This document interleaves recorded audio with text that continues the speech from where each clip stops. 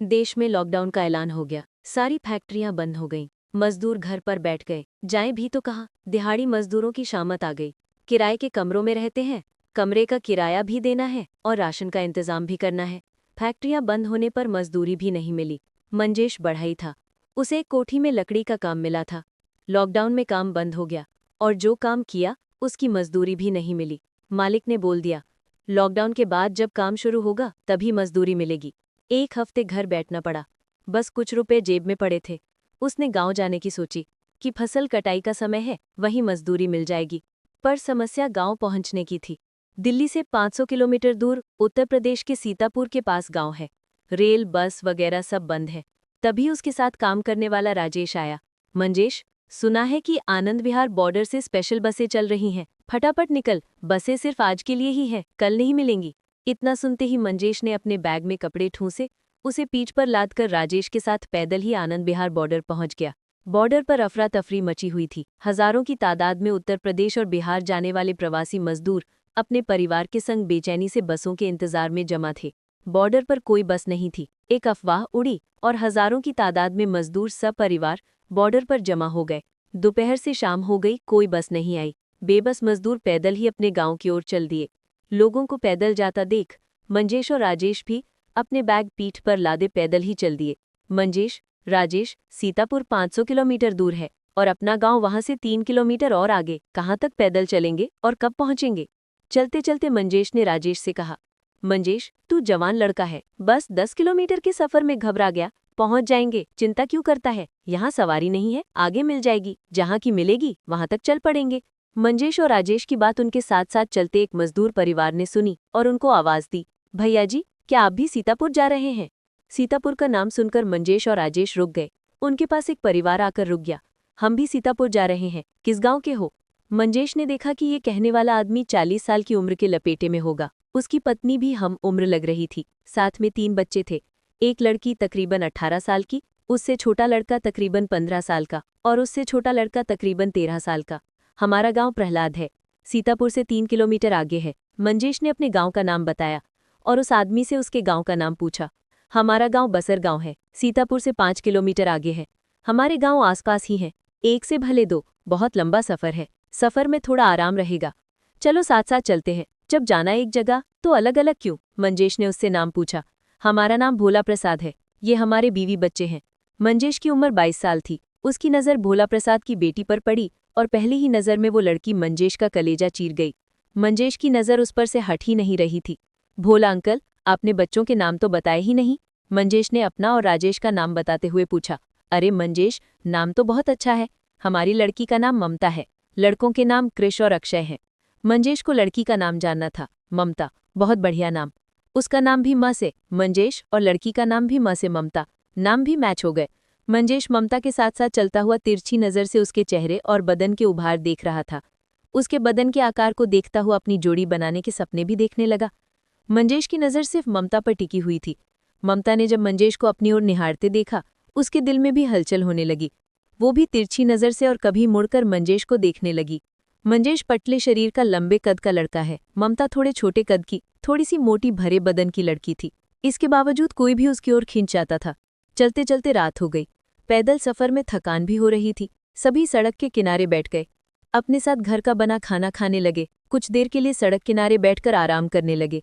जब दिल्ली से चले थे तब सैकड़ों की तादाद में लोग बड़े जोश से निकले थे। धीरे धीरे सब अलग अलग दिशाओं में बंट गए। कुछ गिनती के साथ ही अब मंजेश के साथ थे। दूर उन्हें रेल इंजन की सीटी की आवाज़ सुनाई दी। मंजेश और राजेश सावधान होकर सीटी की दिशा में कान लगाकर सुनने लगे। मंजेश, रेल चल रही है, ये इंजन की आवाज़ है। राजेश ने मंजेश से कहा। वह देख राजेश, वहाँ कुछ रोशनी सी है, रेल शायद रुक गई है, चलो चलते हैं। सड़क के पास नाला था। नाला पार करके रेल की पटरी थी। वहाँ एक मालगाड़ी रुक गई थी। राजेश, उठ, इसी रेल में बैठते हैं, कहीं तो जाएगी, फिर आगे की आगे सोचेंगे। भोला अंकल, जल्दी करो, अभी रेल रुकी हुई है, पकड़ लेते हैं। मंजेश के इतना कहते ही सभी गोली की रफ्तार से उठे और रेल की ओर भागे। उनको देखकर आते जाते कुछ और मजदूर भी मालगाड़ी की ओर लपके। जल्दबाजी में सभी नाला पार करते हुए मालगाड़ी की ओर दौड़े, कहीं रेल चल न दे। ममता नाले का गंदा पानी देख थोड़ा डर गई। मंजेश ने देखा कि कुछ दूर लकड़ी के फट्टों से नाला पार करने का रास्ता है। उसने ममता को वहां से नाला पार करने को कहा, लकड़ी के फट्टे थोड़े कमजोर थे। ममता उन पर चलते हुए डर रही थी। मंजेश ने ममता का हाथ पकड़ा और बोला, ममता डरो मत, मेरा हाथ पकड़कर धीरे धीरे आगे बढ़ो। मंजेश और ममता एक दूसरे का हाथ थामे प्यार का एहसास करने लगे। राजेश, ममता का परिवार सभी तेज रफ्तार से मालगाड़ी की ओर भाग रहे थे। इंजन ने चलने की सीटी बजाई। सभी मालगाड़ी पर चढ़ गए। सिर्फ ममता और मंजेश फट्टे से नाला पार करने के चलते पीछे रह गए थे। मालगाड़ी हल्की सी सरकी। ममता, जल्दी भाग, गाड़ी चलने वाली है। ममता का हाथ थामे मंजेश भागने लगा। मालगाड़ी की रफ्तार बहुत धीमी थी। मंजेश मालगाड़ी के डब्बे पर लगी सीढ़ी पर खड़ा हो गया और ममता का हाथ पकड़कर सीढ़ी पर खींचा। एक ही सीढ़ी पर दोनों के जिस्म चिपके हुए थे। दिल की धड़कनें तेज होने लगी। दोनों धीरे धीरे हाँफने लगे। तभी एक झटके में मालगाड़ी रुकी। उस झटके से दोनों चिपक गए, होठ चिपक गए, जिस्म की गर्मी महसूस करने लगे। गाड़ी रुकते ही मंजेश सीढ़ी चढ़कर डब्बे की छत पर पहुंच गया। ममता को भी हाथ पकड़कर ऊपर खींचा। मालगाड़ी धीरे धीरे चलने लगी। मालगाड़ी के उस डब्बे के ऊपर और कोई नहीं था। राजेश और ममता के परिवार वाले दूसरे डब्बों के ऊपर बैठे थे। भोला प्रसाद ने ममता को आवाज दी। ममता ने आवाज देकर अपने परिवार को निश्चित किया कि वह पीछे उसी मालगाड़ी में है। मालगाड़ी ठीक ठाक रफ्तार से आगे बढ़ रही थी। रात का अंधेरा बढ़ गया था। चांद की रोशनी में दोनों एक दूसरे को देखे जा रहे थे। ममता शर्मा गई। उसने अपना चेहरा दूसरी ओर कर लिया। ममता, दिल्ली में कुछ काम करती हो या फिर घर संभालती हो? एक लंबी चुप्पी के बाद मंजेश ने पूछा। घर बैठे गुजारा नहीं होता, फैक्ट्री में काम करती हूँ। किस चीज की फैक्ट्री है? लेडीज अंडरगारमेंट्स बनाने की। वहाँ ब्रा पैंटी बनती है। बाकी क्या काम करते हैं? पापा और भाई जुराब बनाने की फैक्ट्री में काम करते हैं। मम्मी और मैं एक ही फैक्ट्री में काम करते हैं। सबसे छोटा भाई अभी कुछ नहीं करता है, पढ़ रहा है, लेकिन पढ़ाई में दिल नहीं लगता। उसको भी जुराब वाली फैक्ट्री में काम दिलवा देंगे। तुम क्या काम करते हो? मेरे से तो सब कुछ पूछ लिया, ममता ने मंजेश से पूछा। मैं कारपेंटर हूँ, लकड़ी का जो भी काम हो सब करता हूँ। अलमारी, ड्रेसिंग, बेड, सोफा, दरवाजे, खिड़की सब बनाता हूँ। अब ये कोठी का टोटल वुडवर्क का ठेका लिया है। आधा काम किया है, आधा पेंडिंग पड़ा है। तुम्हारे हाथों में तो बहुत हुनर है। ममता के मुंह से तारीफ सुनकर मंजेश खुश हो गया। चलती मालगाड़ी के डब्बे के ऊपर बैठे बैठे ममता को झपकी सी आ गई और उसका बदन थोड़ा सा लुढ़का। मंजेश ने उसको थाम लिया। संभल कर ममता, नीचे गिर सकती हो। मंजेश की बाहों में अपने को पाकर कुछ पल के लिए ममता सहम गई। फिर अपने को संभालती हुई उसने नीचे झांक कर देखा। थैंक यू मंजेश, तुमने बाहों का सहारा देकर बचा लिया, वरना मेरा तो चूरमा बन जाता। ममता, एक बात कहूं? कहो। तुम मुझे अच्छी लग रही हो। मंजेश की बात सुनकर ममता चुप रही। वो मंजेश का मतलब समझ गई थी। चुप ममता से मंजेश ने उसके दिल की बात पूछी।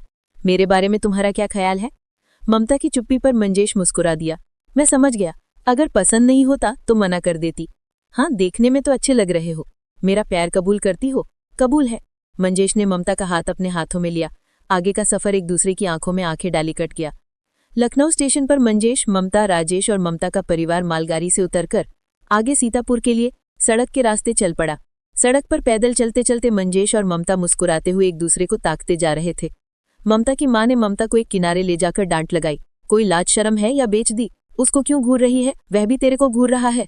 रात गाड़ी के डब्बे के ऊपर क्या किया? कुछ नहीं किया। मंजेश अच्छा लड़का है। अच्छा क्या मतलब?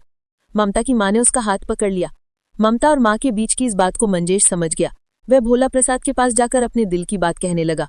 अंकल, हमारे गांव आसपास है, आप मेरे घर चलिए, मैं अपने परिवार से मिलवाना चाहता हूँ।